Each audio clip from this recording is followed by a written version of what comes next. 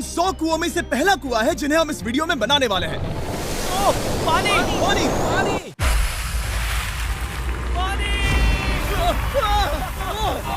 आपने अभी अभी केन्या के एक छोटे से गांव को पीने के पानी का अनलिमिटेड सप्लाई मिलते हुए देखा, वो भी सिर्फ 1 सेकंड में। अभी एक कुआं बना है और 99 बाकी है। आपको ये वीडियो बहुत पसंद आएगा। इन 100 कुओं को मिलाकर 5 लाख से ज्यादा लोगों को पीने का ताज़ा पानी मिलने वाला है। केन्या की इस साइट पर कुछ कुएं बनाने के बाद हम नाइरीरी स्कूल सिस्टम के साउथ में गए और कह सकते हैं कि उन्हें हमसे मिलकर बहुत खुशी हुई। क्या हाल है? मैंने ऐसा नहीं सोचा था।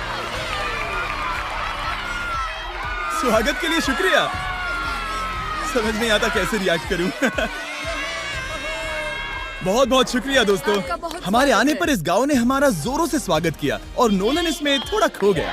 नोलन जैसा अजीब इंसान मैंने कभी नहीं देखा और ये मेरी गलती नहीं है। और फिर वहाँ का स्कूल देखने के बाद ये रहे हमारे मेहमान। क्या हाल है? दिन अच्छा बीत रहा है ना? सबसे मिलकर अच्छा लगा। एक टीचर ने मुझे दिखाया कि स्टूडेंट्स कहाँ से पानी पीते हैं, जो कि एक बहुत ही अनसेफ नदी से आ रहा था।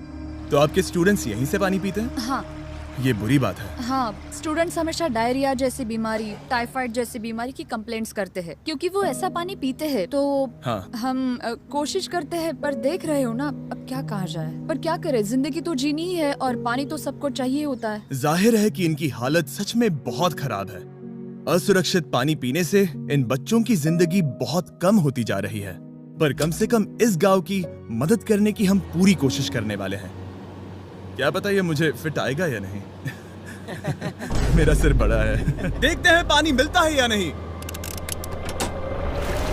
ओह, ओह। बारिश हो रही है, क्या नजारा है।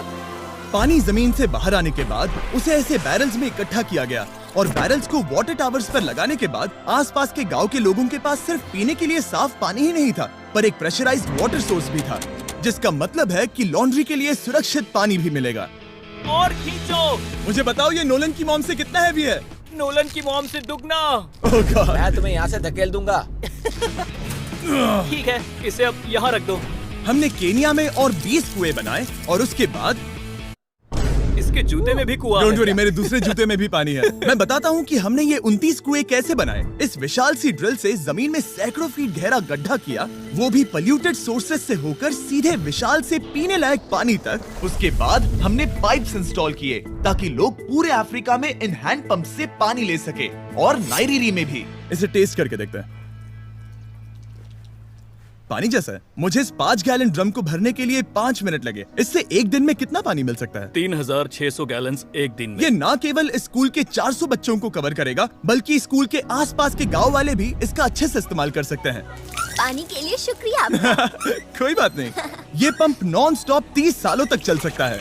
आपको लग रहा होगा कि इस तरह का बड़ा काम करने के लिए एक बड़े गवर्नमेंट की जरूरत पड़ेगी, पर ये सच नहीं है। ये प्रॉब्लम सुलझाना बिल्कुल मुमकिन है और ऐसी चीजें करने के लिए इंसानियत को आगे आना ही चाहिए। आपके कामयाबी का राज क्या है? सच कहूँ तो ऐसा कुछ खोजो जो तुम्हें करना पसंद है, उसे लंबे समय तक करो और तुम्हें कामयाबी जरूर मिलेगी। मैं इसे बहुत करीब लाने वाला हूँ, देख रहे हो? मजेदार है ना? जरा ऊपर देखो, वो रिकॉर्ड कर रहा है। ठीक है, मैं इसे करीब लाने वाला हूँ। ठीक है। हाँ, तुम खुद को देख सकते हो। हम इस गांव के लिए भी कुआं बना पाए, इस गांव के लिए भी और इन दूसरे 12 गांवों के लिए भी।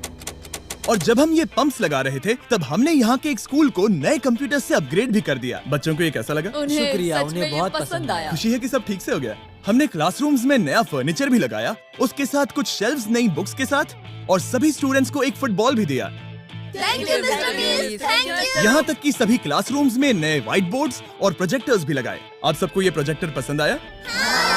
हम चौक का इस्तेमाल कर रहे थे जिससे बहुत डस्ट होता था, लेकिन आज सब कुछ साफ है। हमें इस बात की खुशी है। कोई बात नहीं, इतना तो कर ही सकते हैं। पर जब हम 45वें कुएं की साइट पर गए, तब एहसास हुआ कि वहाँ जब भी उन्हें पानी की जरूरत पड़ती थी, तब उन्हें जंगल से 1 मील खतरनाक रास्ता तय करके जाना पड़ता था, जो एक विशाल सी पहाड़ी से जाता है। मैं जल्दी उठता हूँ, लगभग सुबह 4 बजे, ताकि मैं स्कूल के लिए पानी ला सकूँ। यहाँ से पानी निकालना सेफ नहीं है। ये जगह बहुत स्लिपरी है, जिससे किसी को चोट लग सकती है। हमने उनके कुएं पर काम करना शुरू किया, तब उन्होंने मुझे दिखाया कि वो पानी कहाँ से निकालते थे। आपको दिन में ऐसे कितने चक्कर लगाने पड़ते हैं? 2 बार। दिन में 2 बार? ओह वाह, तो एक आम स्टूडेंट ऐसा ही कुछ ले जाता है? ओह गॉड, अगर 200 स्टूडेंट्स ऐसा रोज करते हैं तो ये कितना मुश्किल होगा? बहुत मुश्किल हो सकता है।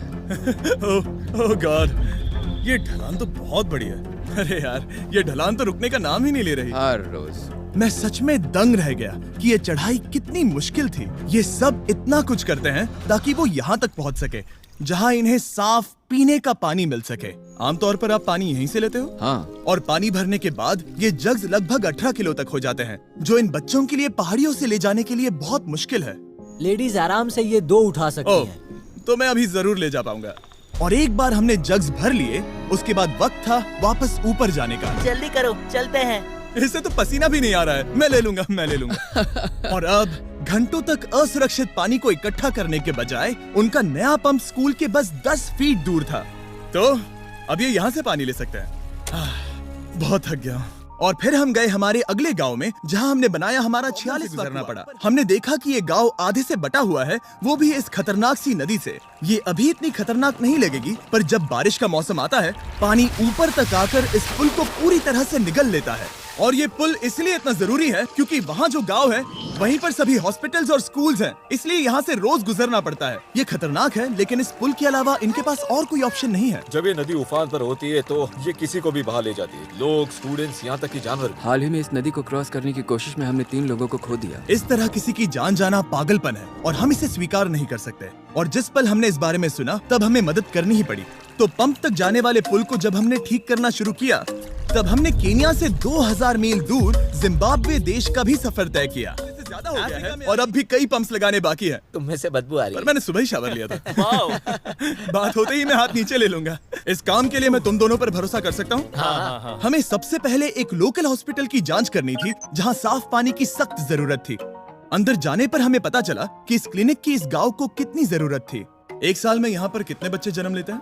1 महीने में करीब 50। इसका मतलब 1 साल में पूरे 600। वाह! पर दुख की बात यह है कि इन प्रेग्नेंट महिलाओं को सिर्फ पानी लाने के लिए 1 मील तक जाना पड़ता है और इन भारी बकेट्स को लेकर वापस आना पड़ता है। पर अच्छी खबर ये है कि हमने इनकी पैसों से मदद की यहाँ पर एक मॉडर्न पंप लगाने के लिए। और अब बस देरी थी इसे शुरू करने की। ठीक है नोलन, क्या तुम तैयार हो? मैं तैयार हूँ। ओवर। मुझे एक ड्रामेटिक जूम इन दो। नोलन, मैंने बटन दबा दिया है, ये काम कर रहा है? पानी आ रहा है।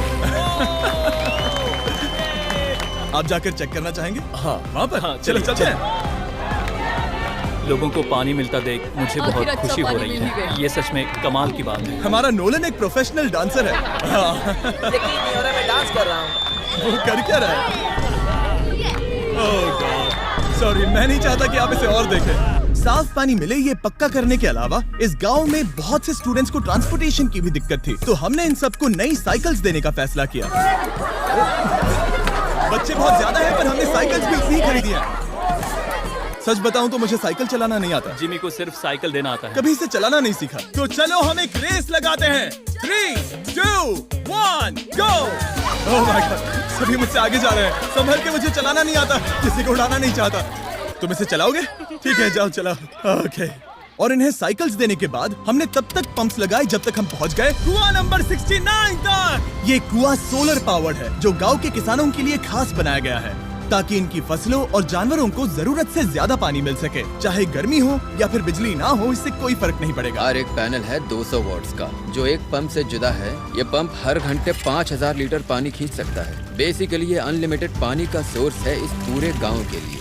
ये बहुत बढ़िया है। और जिम्बाब्वे छोड़ने के बाद हम चाहते थे कि अफ्रीका की सभी कम्युनिटीज को पानी मिलता रहे, इसलिए हमने और कुछ पंप्स बनाए। और कैमरून में हमने क्या क्या किया ये देखने के लिए फिलहाल बिताने पर मुझे एहसास हुआ कि पंप्स लगाना कितना जरूरी होता है। कैसे ये खेती को पानी देते हैं, भूखे का पेट भरते हैं, कैसे ये हॉस्पिटल्स को साफ सुथरा रखते हैं, और सबसे जरूरी कैसे ये आने वाले पीढ़ी के बच्चों के लिए लंबी और हेल्दी जिंदगी जीने में मदद करते हैं। और इससे कम्युनिटीज का भविष्य भी सेफ हम होता है। बहुत समय से इंतजार कर रहे हैं साफ पानी के लिए। Water is life. और कुछ लोकल लोगों की मदद से हमने आखिरकार ये पुल पूरा कर ही लिया। जिसे ये कम्युनिटी अगले 100 सालों तक इस्तेमाल कर सकती है। कई जिंदगियां बचेगी, परिवार एक साथ आएंगे, परेशानियां चली जाएंगी। इस वीडियो में हमने जो 100 पंप्स लगाए हैं वो कई जिंदगियां बदल देंगी, पर ये काफी नहीं है। इसीलिए मैं चाहता हूं कि आप जाने से पहले beachphilanthropy.org/wells पर जाएं और मुमकिन हो तो पैसे डोनेट करें। मैं सच कह रहा हूं, हमें इस वीडियो से एक पैसे का भी फायदा नहीं हो रहा है। इस वीडियो से जितने भी पैसे आएंगे वो 100% इन पंप्स को बनाने में खर्च होंगे, वो भी पूरी दुनिया में। पता है ये अजीब है कि एक यूट्यूबर को ये सब करना पड़ रहा है, पर किसी को तो करना ही होगा। अगर कोई नहीं करेगा तो हम ये करेंगे ही। आप देख सकते हैं इस काम से कई कम्युनिटीज की जिंदगियां बदल रही हैं।